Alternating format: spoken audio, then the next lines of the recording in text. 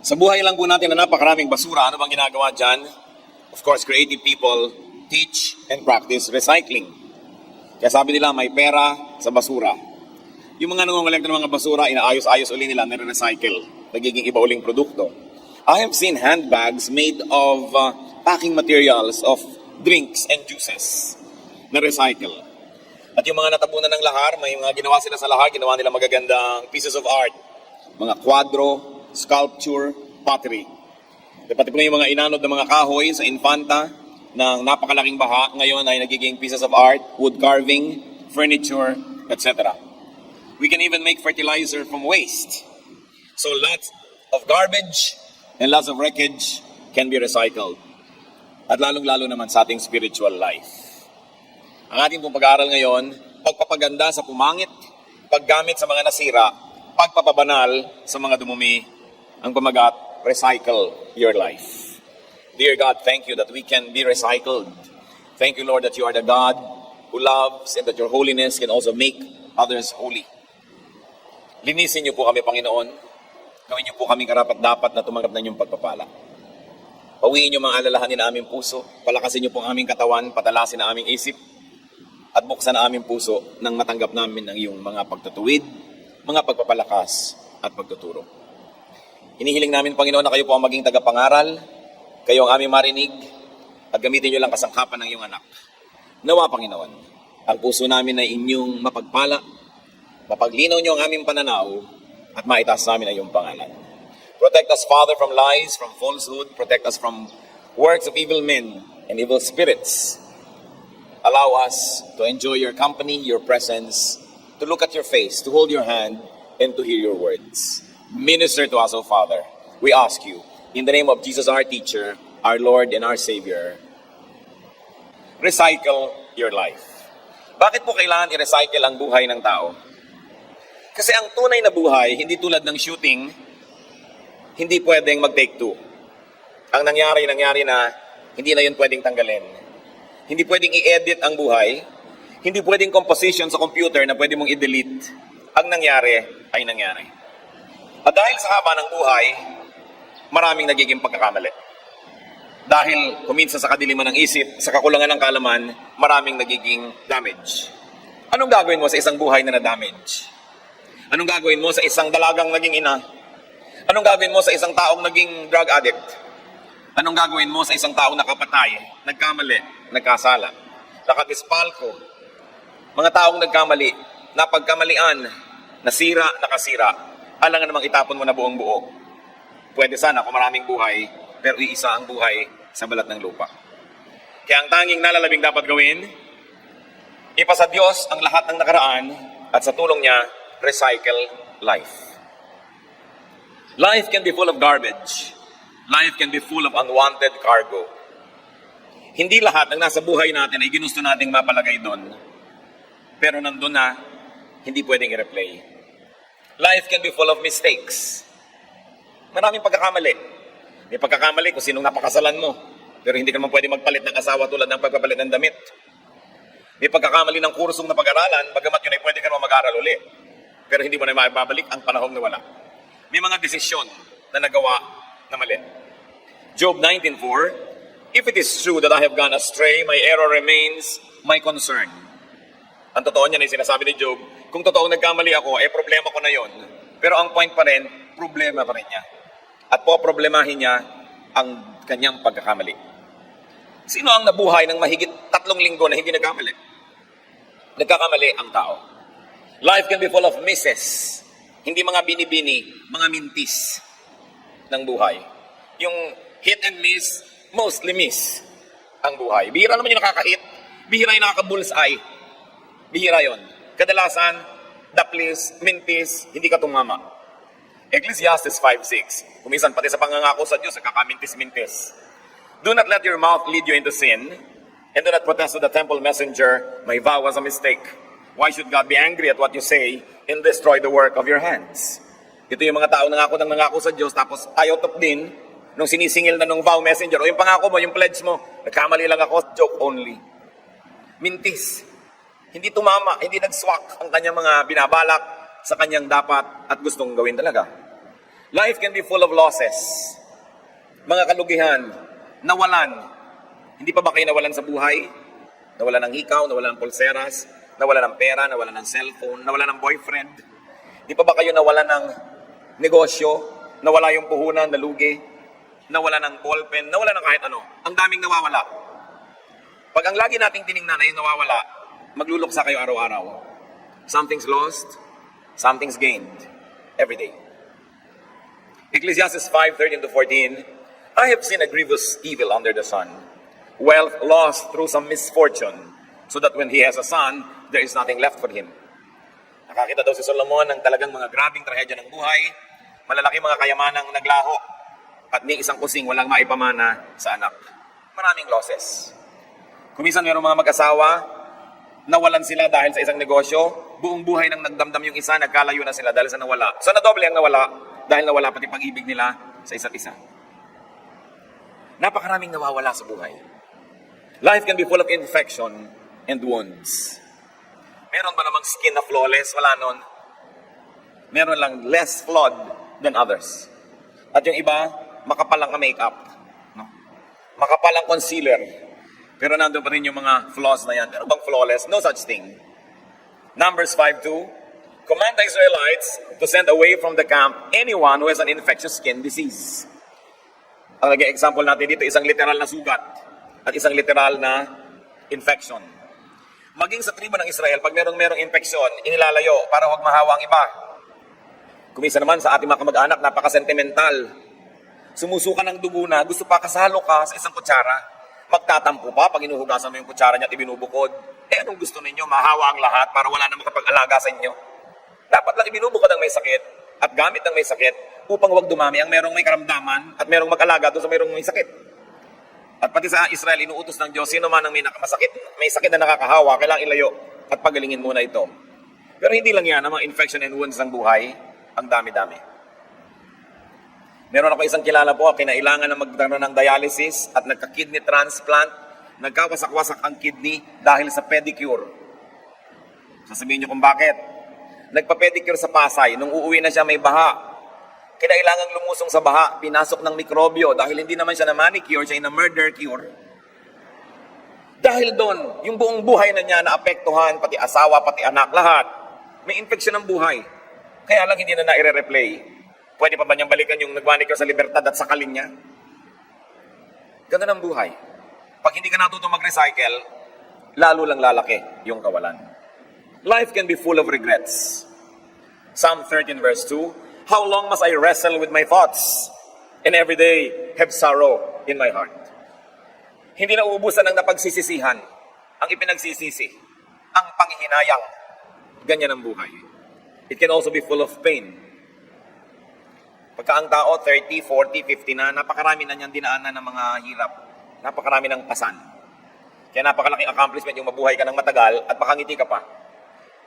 Habang tumatagal ang buhay, isa-isang nangamamatay lahat ng mahal mo sa buhay, na gumuguho ang mga pangarap kuminsan, nawawala ka na ng pag-asa. Psalm 38:17, I am about to fall and my pain is ever with me. Hindi nawawala ang sakit ng kalooban. Marami niyan. Mga hinanakit, kabiguan, mga pagtataksil ng kapwa na ating dinaramdam, na ating pinaghihinanakit at isinasama ng loob. Life can be full of ugly memories. Hindi naman lahat ng photo album ng buhay ay parang album ng Kodak. Good morning yesterday na ang ganda-ganda ng memory, may mga ulap-ulap. Hindi lahat.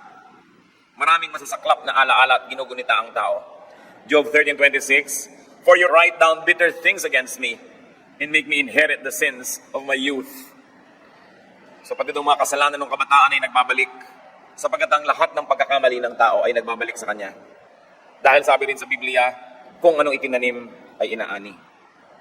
Kaya yung mga masasarapang buhay na maraming nagawang kamalian ay may nervyos din yan kung kailan sila babalikan. Hindi rin natatahimik. Kaya higit lalong mabuti na nagtatanim ng maganda sapagkat alam mo rin na babalik at babalik. But yes, life can be full of ugly memories.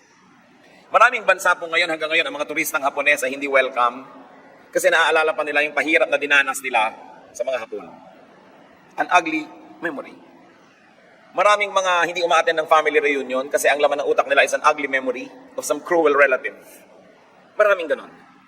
Life can also be full of enemies. Inaway mo o inaway ka, pareho nilang ending, magkaaway kayo. Psalm 13 verse 2, how long will my enemy triumph over me? At ganyan ang nararamdaman ng maraming tao para bang laging matagumpay yung masama, laging matagumpay yung kalaban natin. Pag inisip natin, napakaraming pabigat ng buhay, ang daming basura, kaya lang anong gagawin mo? Hindi naman yan pwedeng itapon. Akala po ba natin nagtatapon tayo ng basura? Hindi. Nakita nyo, lahat ng basura ang ibitatapon ng tao sa ilog, bumabalik pag bumaha. Hindi naman nawala eh. At kahit anurin pa yan ng ilog at madala sa dagat, nakaalis ba sa planetang Earth ang basura? Hindi. Kung polluted ang ating hangin at umihip ang napakalakas na bagyo, nawala yung polluted air over the city, pero sa nagpunta, lumipat lang yun na ibang lugar, wala namang ibang pupuntahan, nandito rin sa Earth. Kaya napakahangal ng mga tao na nagpo-pollute, sumisira ng environment. Akala nila mawawala yon, kasama rin natin yon. At isang napakalaking kamalian ng marami, at pinagtataka ko ito kung bakit meron tayong national vice na magtapon sa ilog ng basura. Akala mo ba, pag inanod ng tubig yun at hindi mo nakatapat, ay wala na yung basura, lumipat lang yun ng lugar. At bukas, ang basura mo, yung galing ko sa taas, na inanod patungo sa'yo. Bakit hindi matutunan yon? Anong gagawin sa basura? I-recycle. What to do with this garbage?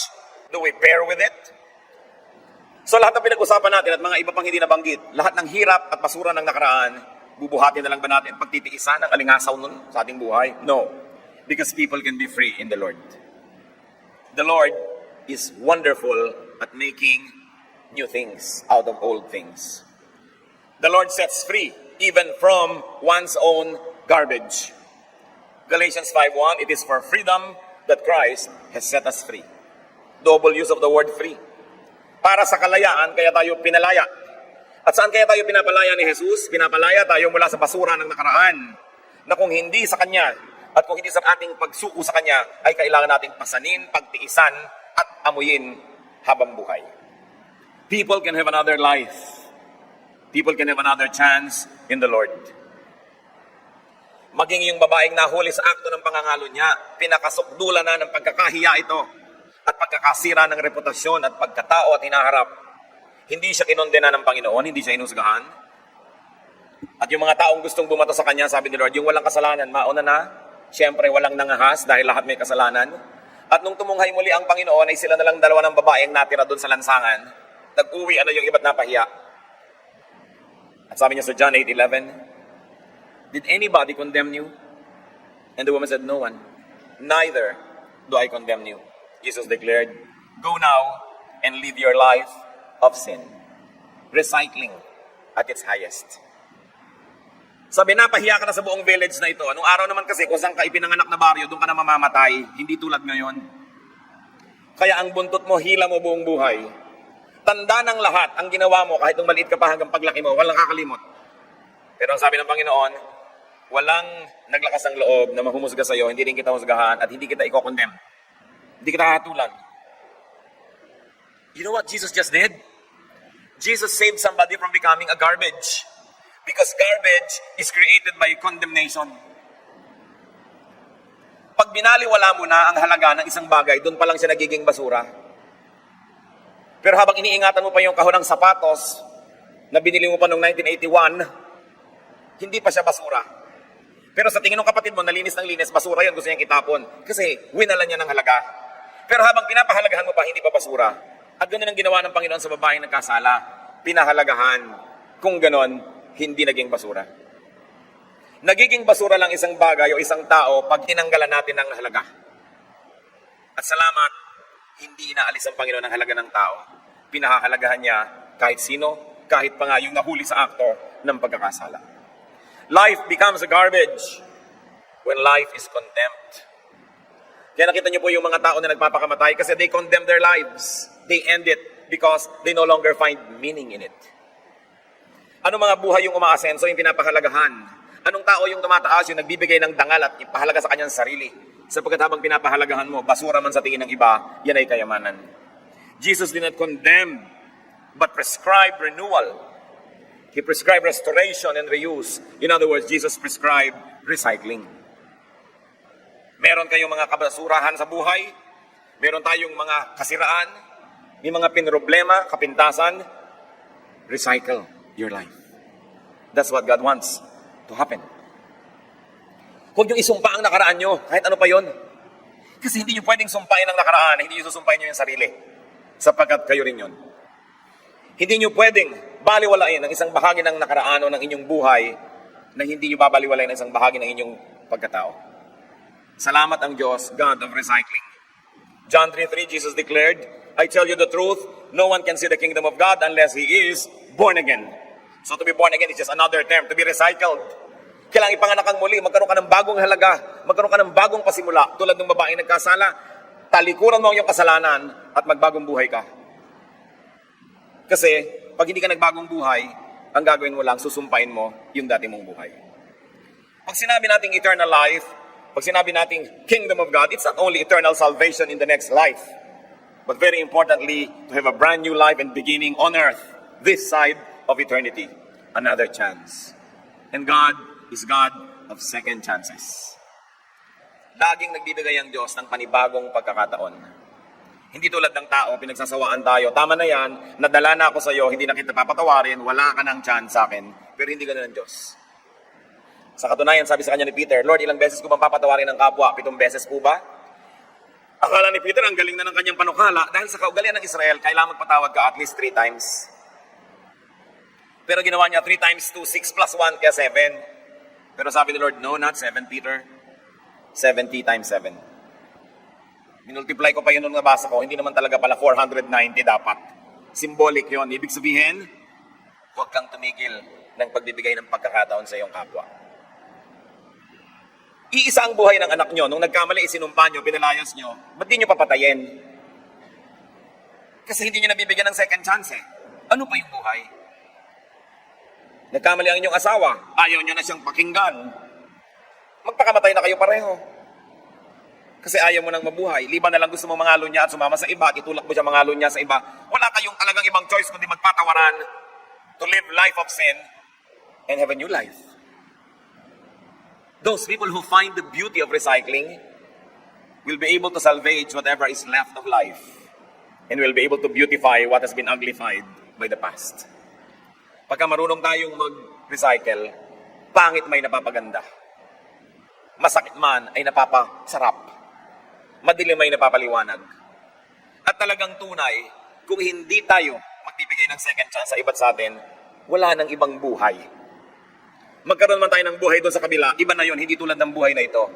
Itong buhay na ito ay hindi dapat sayangin at hindi dapat itapon at aksayahin dahil lang nagkaroon ng damage. 2 Corinthians 5:17, therefore, if anyone is in Christ, he is a new creation. The old has gone, the new has come. We give people second chances. Pagka ang tao sinabing, ako'y nasa Panginoon, nagbabasa ako ng Biblia, sumasamba ako, bigyan nyo ng second chance. Tulungan ninyo. Hindi sabihin, gano'n naman kaya makakatagal yan, babalik at babalik ninyo sa dating ugali. Hindi siya nabibigyan ng positive boost. Discouragement ang tinatanggap, invest encouragement. Kailangan nating lahat yan. In John 14:6, Jesus says, I am the way, and the truth, and the life. No one comes to the Father except through me. Aside from eternal salvation, which is the original meaning that people read into this, you have to read also that Father is God, and God is life. And when Jesus says, through me you can go to the Father, what He is saying is, you can have life again. Nabigyan ka na ng buhay nung isinilang ka, tapos winaldas mo ang buhay na yan, sinira mo o kay nasira ka ng iba, kasalanan mo at hindi, nagkagutay-gutay, nagkawindang-windang ka, anong gagawin mo? Magpapakamatay ka na? No! Sabi niya, through me, you can go to the Father. You can have life. You can have life again. Kaya napakaganda po ng turo ng Christianity.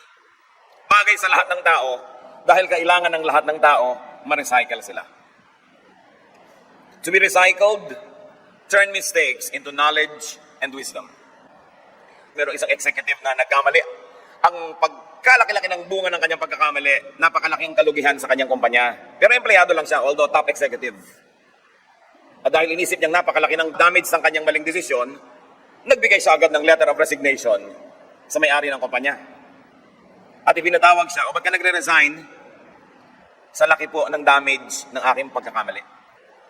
At sabi nung may-ari, Sa palagay mo kaya't natutunan mo ang pagkakamali ito, uulitin mo pa? Abay, hindi na nga po. Napakahirap nga ng lesson na yan kaya ako natutunan. Ba't ka magre-resign? Magbabayad ako ng isang magkakamali uli? Stay because you already know what you should not do.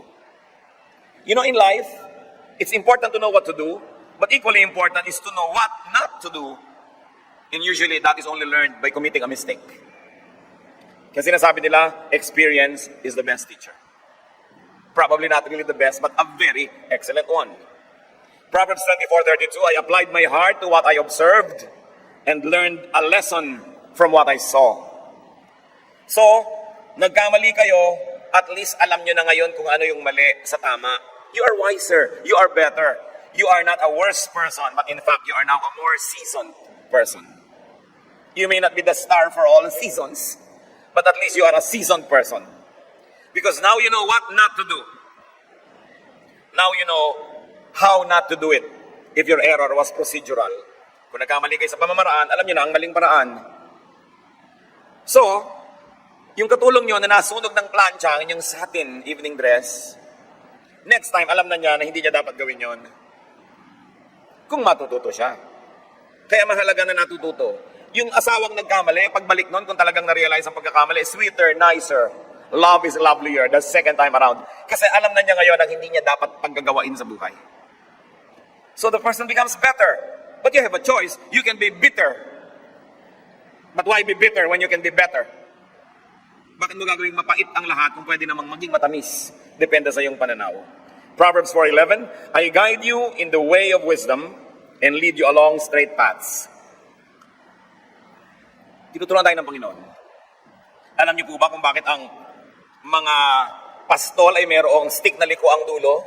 Para pagka ang mga tupay lumiliko sa maling landas, kinakawit yung leeg, ibinabalik. At kakakawit sa'yo, nasaktan ka na ng nasaktan, alam mo na hindi ka na dapat magliliko ng mali. May ganda rin ang pagkakamali kung tayo'y natututo. To be recycled, turn your losses into gain. Hindi naman naiiwasang nawawalan eh. Pero kung bawat pagkakawala, you became wiser and you consider it that it was good to lose it, then you gain. Philippians 3:8. Sa pagsunod ni Pablo sa Panginoong Hesus, ang daming nawala sa kanyang buhay, ang daming hirap na dinanas, ang daming ginhawang nawala. Pero sabi niya po sa Philippians 3:8, I consider everything a loss compared to the surpassing greatness of knowing Christ Jesus my Lord, for whose sake I have lost all things. I consider them rubbish, that I may gain Christ. So kahit mahalaga, pag inalisan mo na ng halaga, magiging basura, hindi ka na masasaktan. Nawalan kayo halimbawa ng pulseras, hindi mo na naman talaga makikita. Sabi mo, buti na lang nawala, kaysa suot-suot ko pa at tinaga ang kamay ko para lang maagaw. You comfort yourself. Pagka nawala ang isang bagay, nawala yung girlfriend mo, ay, salamat na lang kasi marahil ay may naghihintay na disaster kung kami nagkatuluyan. Pag nawala na kasi, dapat putulin mo na ang pagmamahal mo sa nawala. Kasi pag patuloy mo pa siyang inaalala ng inalala at minahal ng minahal, lalong tumitindi yung sense of loss. So we adjust. Sabi ni Paul, karaming nawala sa akin dahil sa aking pananalig, pero itinuturing ko na lang ng mga basura yon. Tutal ang kapalit si Kristo, higit lalong mabuti. Kasi kung hindi ko tinanggal yon, walang lugar para kay Kristo. Kaya aariin kong napakalaking pribilehiyong nawalan. Sapagkat kay Kristo, ang kawalan ay kapakinabangan. Hindi na siya nalungkot. At pagka nawalan po kayo sa buhay, now you know what you can lose. Now you know what you can live without. Kung minsan you're very dependent on someone, on something, and then nawala yun, nalaman mo, buhay ka pa rin naman pala. Napatunayan mong, hindi ko naman talaga pala kailangan, so bakit ko ba sinasamba? Ba't ko ba hinahabol-habol? Pwede naman palang wala. And then it adds to your freedom. Luke 9:25, for what good is it for a man to gain the whole world and yet lose or forfeit his very self? Kumisan kasi kagustuhan natin na i-maintain ng isang tao ang isang bagay sa ating buhay, nagpapakaaba na tayo, nandyan lang siya. Pero nung talagang wala ka na magawa at nawala, ay kaya ka naman palang mabuhay. Then you declare freedom because God wants us free from idols. To recycle and to be recycled, turn your infections into inoculations. Yung bakuna. Alam niyo po ba yung nilalagay sa bakuna? Mikrobyo. Kung gusto mo magpaturok ng gamot para hindi ka tabla ng kamandag ng ahas, ang itinuturok sa'yo, kamandag ng ahas.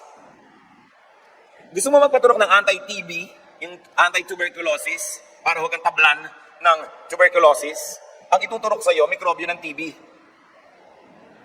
Kasi yung mikrobyo na yon, pagka pumasok sa katawan mo, nakipagmabutihan doon yung katawan mo ngayon, at natalo ng katawan mo, dahil konti lang yung nilagay, panalo yung katawan mo, pagdating ng tunay na mikrobyo, kakampi na ng katawan mo yung naunang mikrobyo, pagtutulungan nila yung kamag-anak niyang mikrobyo, kayo ang mananalo, yun yung inoculation.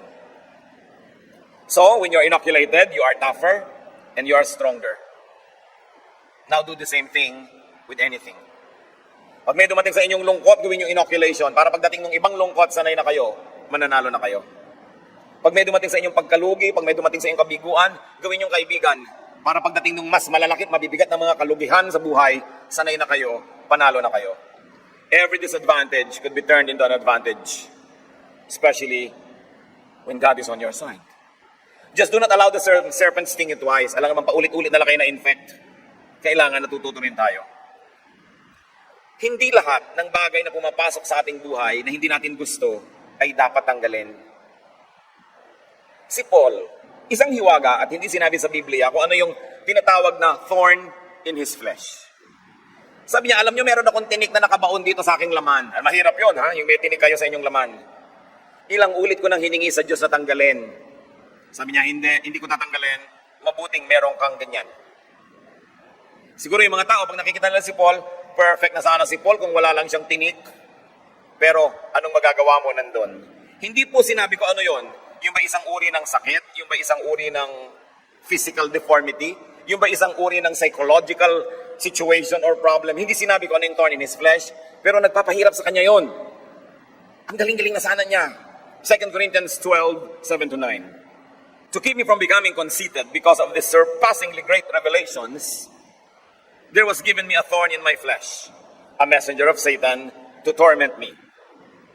3 times I pleaded with the Lord to take it away from me, but he said to me, my grace is sufficient for you, for my power is made perfect in weakness. Therefore I will boast all the more gladly about my weaknesses, so that Christ's power may rest on me.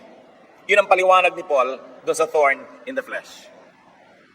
Sabi niya, para hindi ako lubos na maging palalo, dahil pwede na ako maging palalo sa bigat, tindi at ganda ng mga ipinapakita sa akin ng Diyos.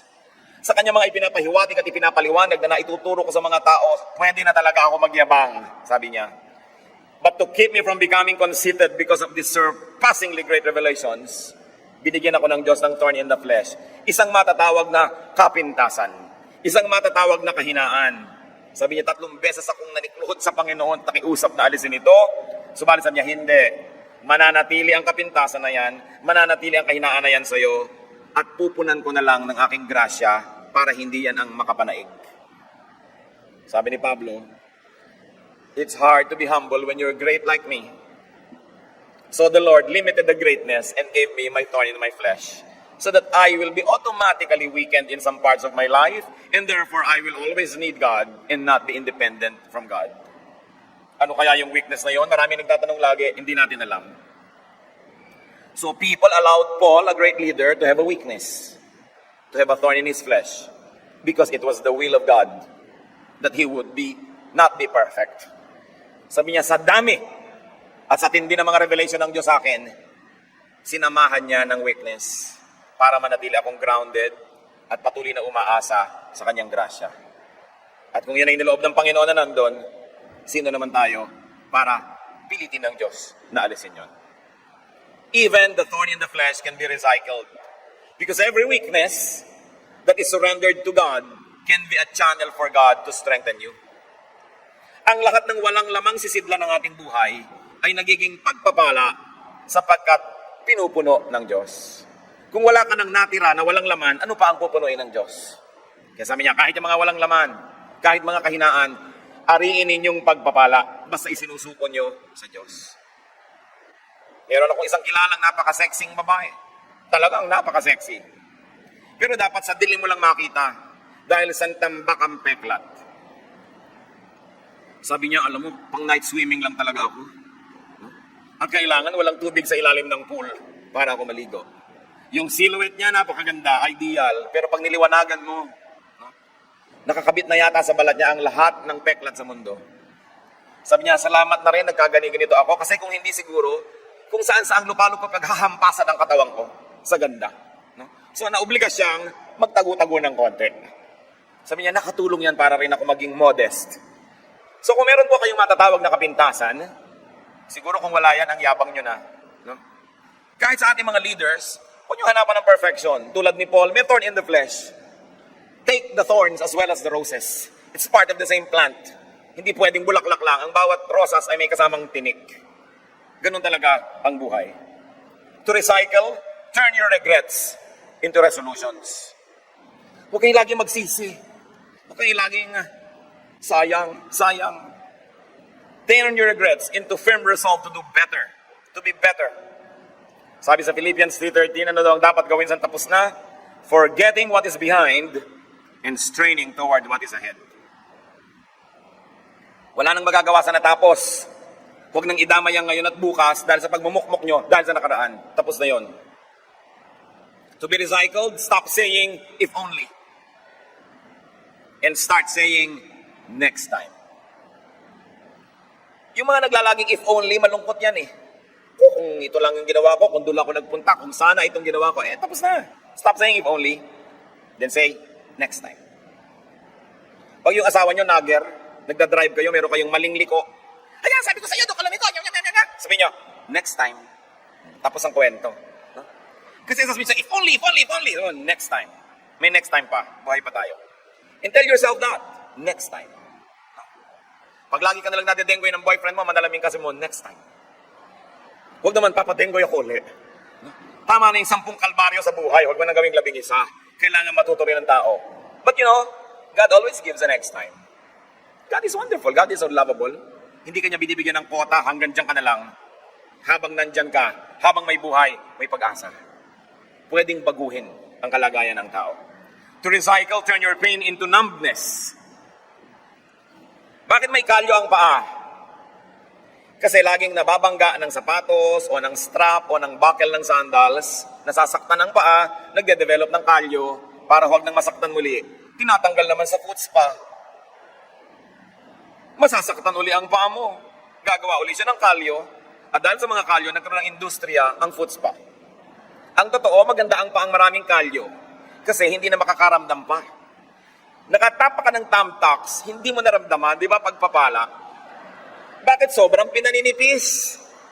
At kung hindi likas na mapula, lalagyan pa ng mercurochrome para kunwari ay pula at kay nipis-nipis. Samantalang ang paa dapat talagang makapal. Yung mga paang mga parang luya, mga daliri, pag umakyat kayo ng bundok, di kayo madudulas. Pag umakyat kayo ng puno, nakakapit yan sa mga sanga. Napakagandang paa. Pero anong tingin natin? Pangit, napapangitan tayo. Marami pong maganda sa buhay, napapangitan tayo. No? Kaya yung mga karanasan natin, minsan magandang maging manhid. Kung sobra kayong sensitive, lagi kayong nagdaramdam. No? So huwag kang maging manhid sa mga tamang dapat maramdaman, pero maraming bagay pinapalampas na lang. You know, lahat ng comment ng tao, papakinggan nyo, lulungkot lang kayo. Dapat may pinapalampas ka. Not everybody will like you, tanggapin mo na yun. Only few will love you. Ilagay mo yun sa statistics para hindi ka laging malungkot. Turn your pain into new sensitivity. Psalm 30 verse 11, you turn my wailing into dancing. You remove my sackcloth and clothe me with joy.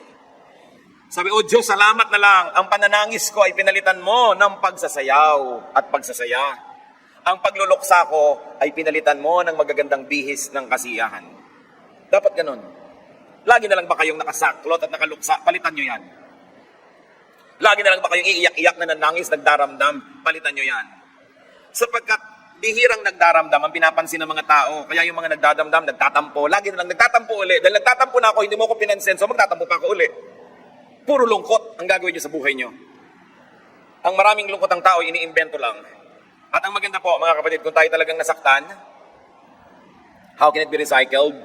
Turn it into new sensitivity. Now you can be kinder to those who are in pain. Pag nakaranas ang tao ng lahat ng kapaitan ng buhay, dapat nagiging mas mabait siya. Mas nauunawa niya at natutulungan yung mga dumaranas ng mga kapaitan. To be sensitive and helpful to those who are in pain. In that case, your pain becomes your qualification to minister. Kaya kahit ang mga artista, hindi nakakaarte ng ganap yung mga sobrang bata pa, wala pang napagraramdaman ng mga pain, sorrow, trouble. Pero pag seasoned na sila, ibig sabihin marami nang naranasan, nabibigyang buhay nila yung mga papel na kanilang ginagampanan. And what is so important is, though you are in pain, our God comforts us. 2 Corinthians 1, 3-4, God is God of all comfort, who comforts us in all our troubles, so that we can comfort those in any trouble with the comfort we ourselves have received from God. Sabi tayo, ipinagiginhawa ng Panginoon, una, upang tayo guminhawa, at pangalawa, para matutunan natin kung paano magpaginhawa ng kapwa-tao. Na kung ano ang ginhawa at pagmamahal na tinanggap natin sa Diyos, ay yun din ang ating ipaabot sa ating kapwa. So kung napakarami niyo nang naranasan ng kapaitan at kalungkutan, you are very qualified to minister to others. You can be workers and servants of the Lord. So huwag niyong masamain yun. Mas mauunawa niyo yun. Tulad ng, kung meron tayong mga kamag-anak na nagdusa sa cancer, ngayon, mas makakatulong tayo at makakapagbigay ginhawa doon sa mga nagdurusa pa lang. Yung mga ina ng mga nabilanggo, mas nakakapag-minister sila ngayon sa mga ina ng mga bago pa lang at nabibilanggo pa lang ng mga anak. Ang lahat ng tao po may pagkakalagyan. Lagi tayong may ministry. Turn your pain into your badge so that you can serve. Kung ganon, hindi na sayang. Dahil pinakinabangan ng iba, ikinalugod ng Panginoon at natural magbibigay din ng pagpapala sa inyo. To recycle, turn your ugly memories into lessons, into badges of honor for having survived. Turn your ugly memories into beautiful dreams, into wonderful aspirations for a better life. Psalm 90:15, make us glad for as many days as you have afflicted us, for as many years as we have seen trouble. Sabi, Lord, kung paano ang dami ng hirap na nadanas namin, ganun din sana mga araw na iparanas niyo sa amin na masarap, maganda, kaibig-ibig. Napakarami po mga tao umasenso galing sa hirap. Kaya sila umasenso dahil galing sila sa hirap, ayaw na nilang maging mahirap muli. Meron naman mga taong hindi umasenso dahil galing sa hirap. Parehong galing sa hirap, pero anong ginagawa ninyo sa inyong naranasang kahirapan? If you will turn your ugly memories into motivation for you to dream and aspire so that it doesn't become a permanent fixture of your life, then it becomes a badge of honor. Pero pag lagi nyo ginawa, Jesus, mahirap lang kasi kami, kaya nandito ako ngayon, lasenggo. Mahirap kasi kami, kaya ito ko ngayon, batugan. Mahirap kami, kaya ang dami-dami kong anak. Mahirap kami, kaya ito kami ngayon, palaboy-laboy. Hindi ka natuto. Pero may mga mahirap na sabi, isinumpa kong hindi na ako magugutom muli, kaya ako nagsikap. Isinumpa ko, no, na hindi na ako titira uli sa ilalim ng tulay. At para kang si Scarlett O'Hara, na sabi niya, I shall never go hungry again. Sa isang napaka-classic na pelikula. So pwede niyong gawing pabigat sa buhay niyo yung memory ng kahirapan. Pwede niyo rin gawing pampalakas ng loob niyo so that you will achieve greatness. The same poverty can make you succeed or fail.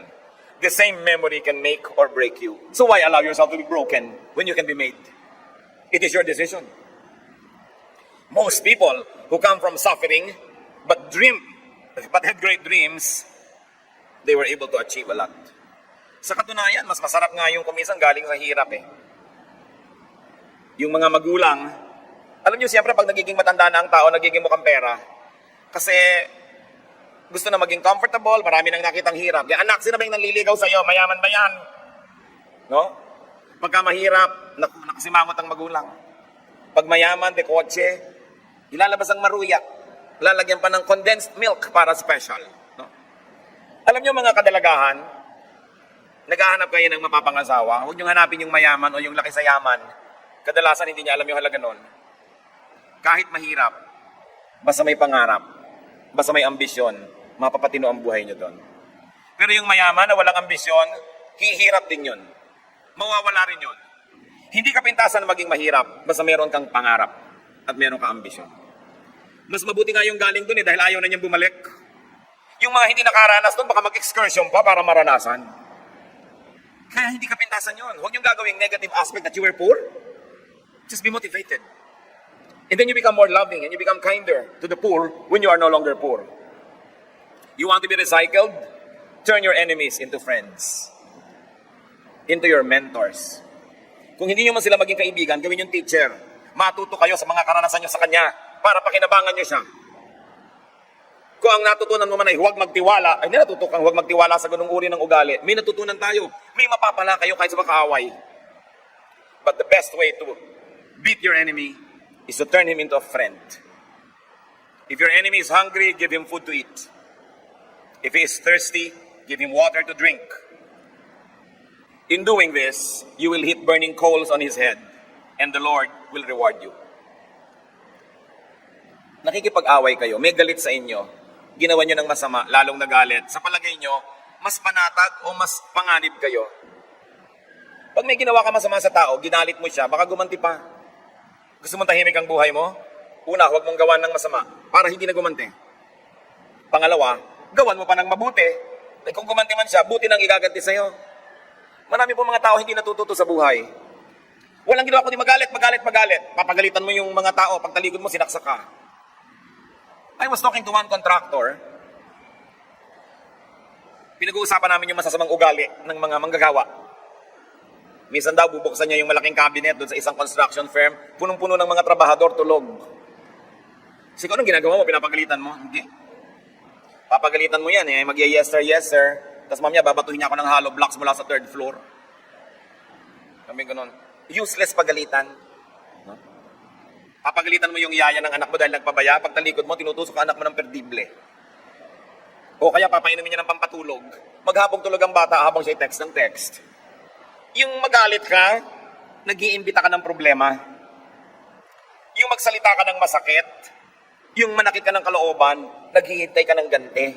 Anong mapapala mo nun? Marami mga tao, tumanda na lang hindi pa natuto, na para katahimik, do not return evil for evil. Ahas man, kung hindi mo natatapakan, hindi tumutuklaw. So ba't matatapakan ng ahas? Di tutuklawin ka lang. So yung mga kaaway, tigilan yan.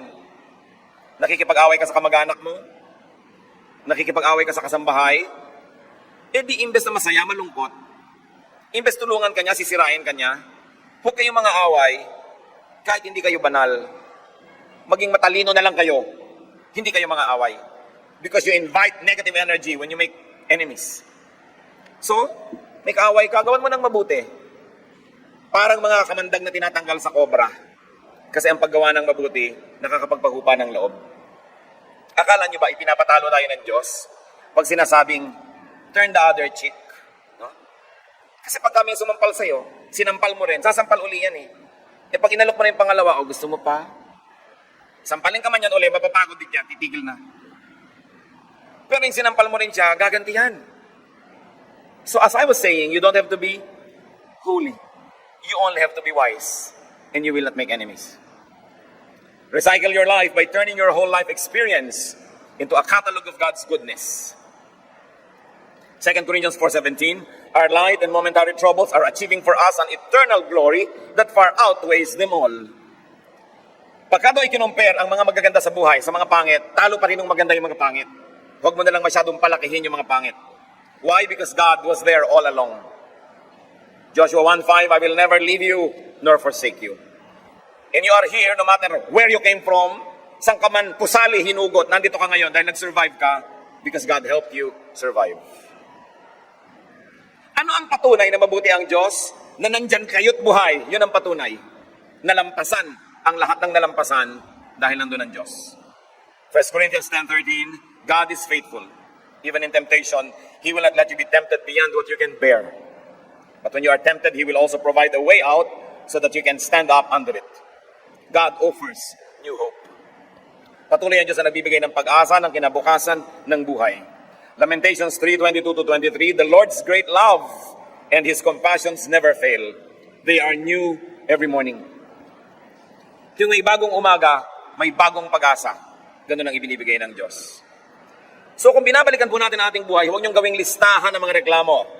Gawin niyong listahan ng mga pasalamat at papuri sa Diyos.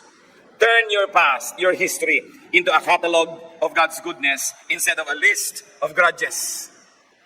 Huwag niyong gawin na ang buhay niyo ay listahan ng mga reklamo, hinaing mga reklamo at lungkot. Psalm 31:19, how great is your goodness, which you have stored up for those who fear you, which you bestow in the sight of men on those who take refuge on you. Napakadakila ng pag-ibig ng Diyos na kanyang iginagawad doon sa mga sumisilong at nagpapasakop sa kanya.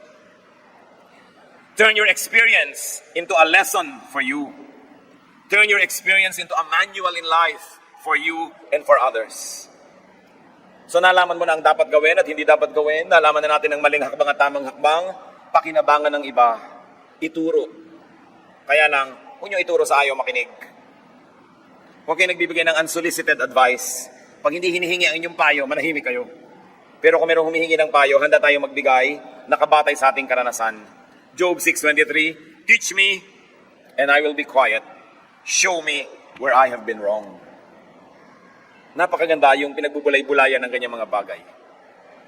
You cannot change your past, but you can change your attitude about it. You can change your present, and you can make your future. Ang tapos ay tapos na, pero yung ngayon, kasalukuyan, ginagawa pa lang. Yung kinabukasan, gagawin pa lang. Bakit mo ubusin ang iyong panahon sa natapos na? Forget the parts of your past that sadden you. The parts of your past that weigh you down. Isaiah 43:18, forget the former things. Do not dwell on the past. Ang buhay, walang take two. Walang rewind, walang editing. Ang natira lang na pwedeng gawin, recycling. Thank God for recycling. Turn your thorn in the flesh into blessing. Your wounds and scars into badges of honor. Your poverty into ambition and resolution. Put the past behind you and make it the foundation for your future. Turn your sorrow into joy, your weakness into strength. Turn your tears into gems. Recycle your life, and very importantly, allow and help others to recycle theirs. Hindi lang po buhay nyo ang na-damage sa dapat ayusin, buhay din ng inyong kapatid, ng inyong magulang, ng inyong pinsan, ng inyong kaibigan, buhay ng lahat ng kapwa-tao. So kung paano natin kailangan ng tulong upang tayo ay makabangon muli, ibigay din natin yung tulong na yon para makabangon ng iba. Stop judging. Do not condemn people so they will not become garbage. Do not condemn any part of your past so that it will not be useless garbage. At kung may mga mahal tayo sa buhay na nagkamali, tigilan ng pag-ungkat, tigilan ng paghukay sa mga naagnas ng bangkay na matagal nang inilibing sa nakaraan. Give people a break, give them a chance. Give yourself and others a go for a brand new life. This is what Jesus is all about. Sabi niya, I came that you might have life and have it to the full. But it also means turning a new page, looking forward instead of backward. And even if you have to look forward, is only to look for lessons so that you may be well and better guided into the future. Aming Diyos, tingnan niyo po ang mga nakaraan naming lahat. Turuan niyo po kami makinabang maging sa mga kamalian. At turuan niyo po kami, Panginoon, na maging matulungin sa aming kapwa, na magkaroon din sila ng mga bagong pasimula. Tigilan namin na ang mga panunumbat, ang pag-ungkat ng mga nakaraan, ang paghukay sa mga luma at mga tagal na mga multong idilibing. Teach us, Lord, to look forward, not backward. Teach us to recycle our lives. Magbulay-bulay tayo mga kapatid sa ilang saglit. Hingan natin ang Espiritu ng Diyos ng mga personal na paalala sa atin batay sa ating mga napagbulay-bulayan.